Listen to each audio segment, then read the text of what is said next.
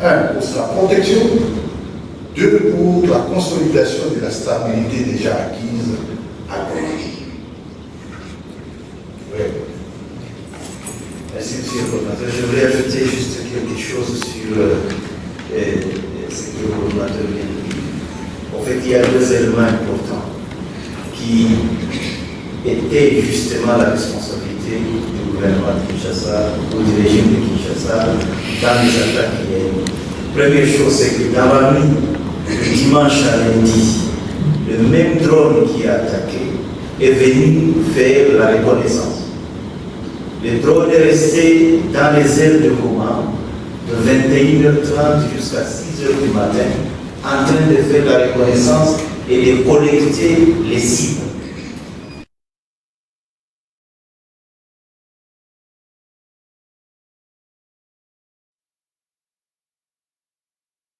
Les assassinats qui ont été même revendiqués par le régime. L'assassinat de Goma a été mené par le même drone et Kinshasa a revendiqué. Les attaques au drone dans les massifs, dans les Minembwe,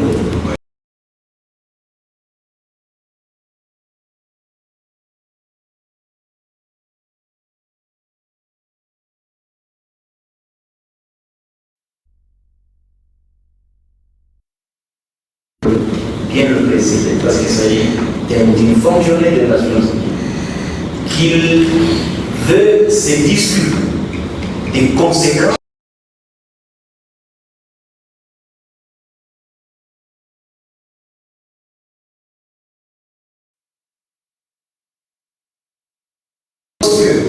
il y a des conséquences qu'il doit assumer, il veut toujours que ce soit les autres qui assument les conséquences de ces actes. Donc nous sommes dans un mode opératoire connu du régime de Kinshasa et nous, ça ne nous étonne pas qu'il soit dans une position où il veut faire porter la responsabilité de ces actes aux autres. Nous savons que dans le mode opératoire de Kinshasa, et c'est cela qui se passe chaque fois, qu'il pose un acte qui rate et qui refuse d'assumer. Même dans ce qui concerne son incapacité à gouverner le pays aujourd'hui, il y a un bouc émissaire qui cherche toujours à faire porter la responsabilité de ces actes. Voilà ce que je voulais ajouter par rapport à ce que le coordinateur a dit. Merci. Force par Vogue.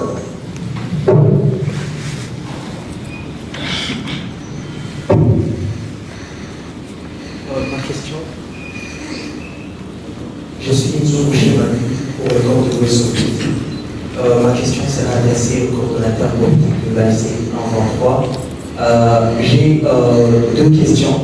La première, vous avez évoqué que le frappe qui ont frappé aujourd'hui dans la ville de Goma visait la coordination de l'AFC en 23 et certains membres de l'opposition. On aimerait savoir, et sur les réseaux sociaux, ça circule que c'était l'ex-président de la République démocratique du Congo, M. Joseph Kabila.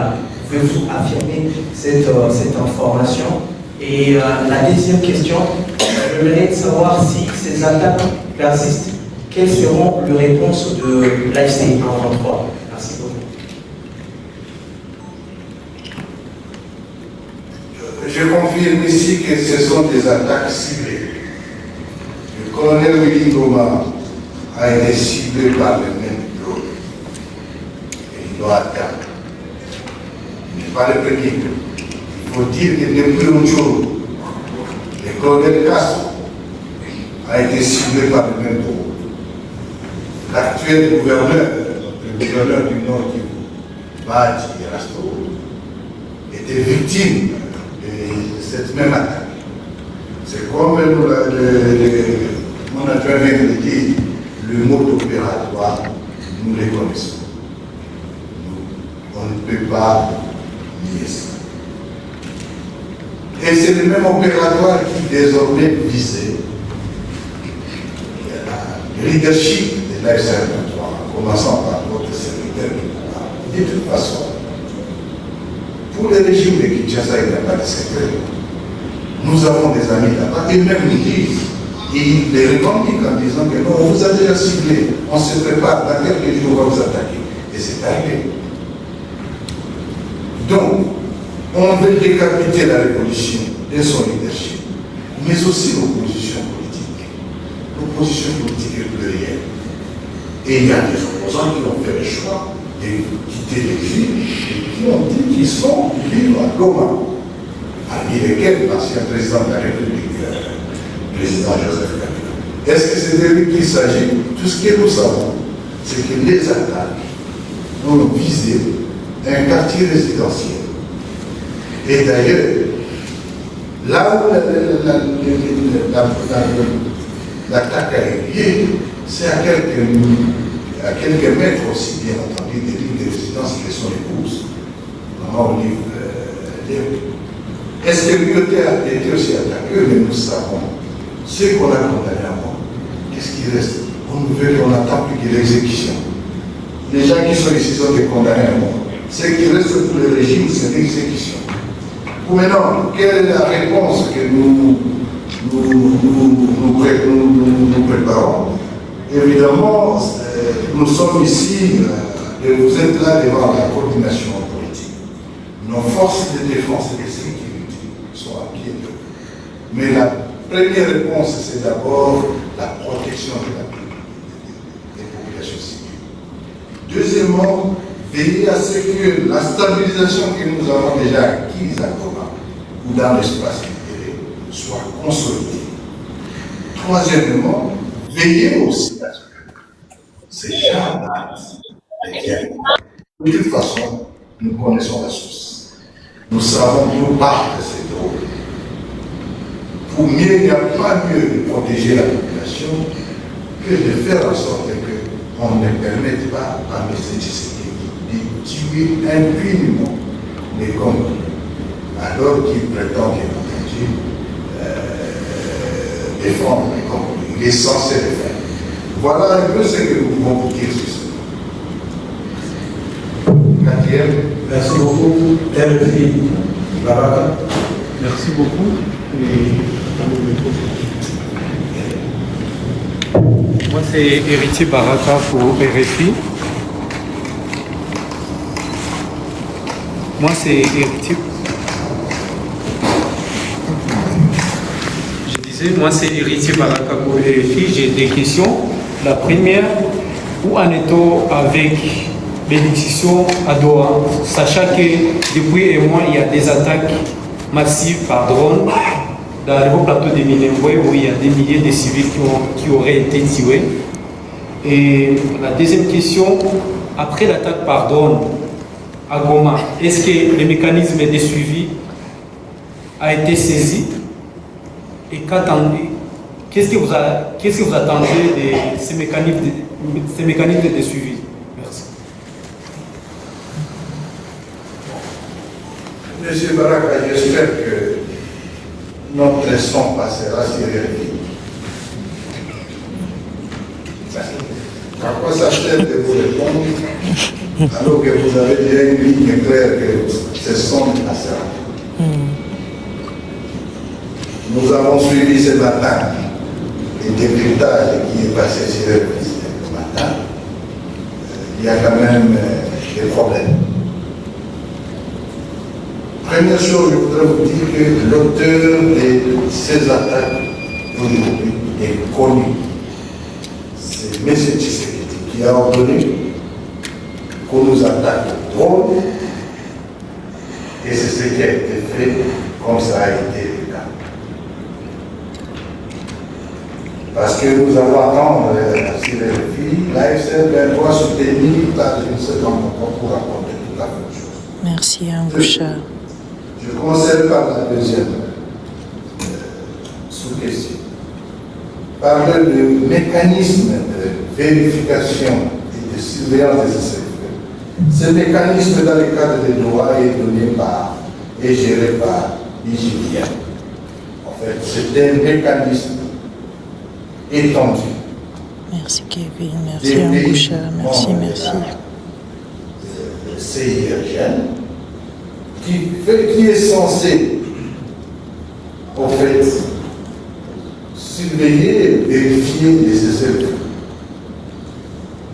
Mais il faut dire que ce mécanisme reste encore théorique. Il est composé normalement des pays membres de la CIRGL et on dit qu'on appelle IJVM plus parce qu'en dehors de deux parties,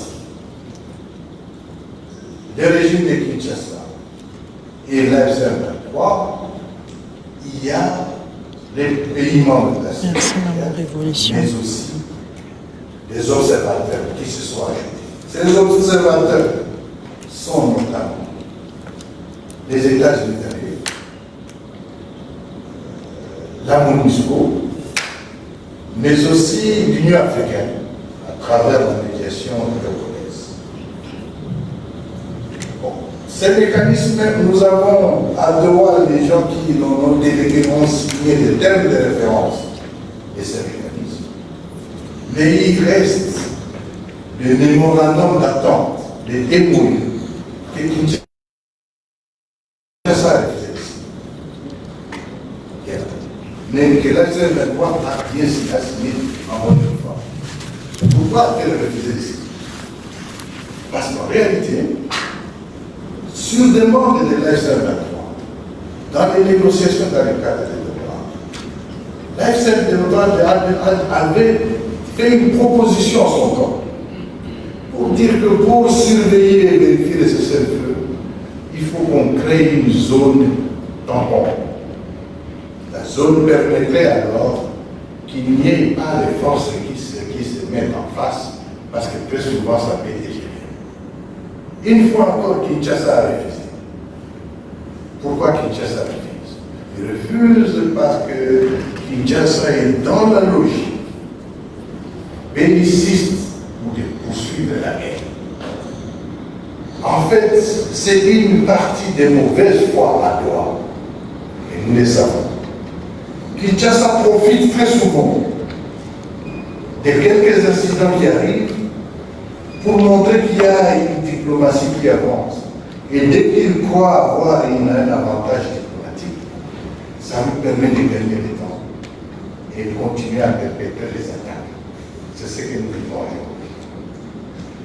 Donc, le mécanisme de surveillance, de vérification et de surveillance de ces cessez-le-feu est bel et bien là. Et pour aujourd'hui, nous vous disons que cette attaque qui a eu lieu à un quartier résidentiel de Goma à Imi, les informations qu'elles sont en train de collecter, c'est faux pas. Là, c'est sous l'autorité de l'F-23, mais il y a la MONUSCO qui fait partie de ces IJVM, de ces mécanismes. Mais il y a aussi les représentants de la CIRGL qui participent à cette enquête. Est-ce que, jusqu'où ça va aller, nous espérons que ce mécanisme va être actif et il permettra de faire en sorte que nous arrivions en fait au cessez-le-feu. Ceci dit, que devient Doha, quel devient Doha dans tout ça? Une fois encore, nous dénonçons la mauvaise foi du régime de Kinshasa. Ils sont à Doha, non par volonté, ils sont par défaut. Pour la petite histoire, où est né Doha? Doha est né à la suite de la chute de Goma. Doha est né à la suite de la débâcle des FARDC et de sa coalition dans le nord de Sud. C'est à ce moment que M. Tshisekedi est allé s'agenouiller pour solliciter qu'on discute, alors qu'il disait qu'en aucun moment il ne discutera avec la F-23. En allant de Ouadon, ce n'était pas parce qu'il voulait aller, il voulait gagner du temps. Qu'à cela ne tienne, nous participons activement à Doha. Et l'AFC reste engagé à ce processus parce qu'elle continue à croire que la solution politique est la meilleure solution qui permettrait d'évaluer des résoudre les causes profondes de la crise.